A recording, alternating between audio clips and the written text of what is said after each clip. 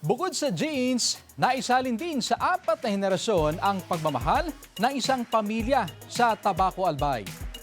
Ang eksena nila sa pagtulog naging viral moment. Very touching at wholesome kasi ang nakunan. Ayan, patulog na sana pero nilalamig ang 93-year-old na si Lola Luisa.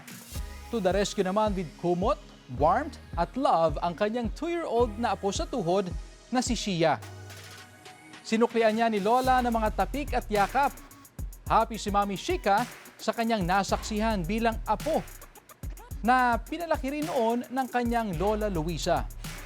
Ang netizens nakarelate sa moments na by well wishes sa kanilang sariling mga grandma.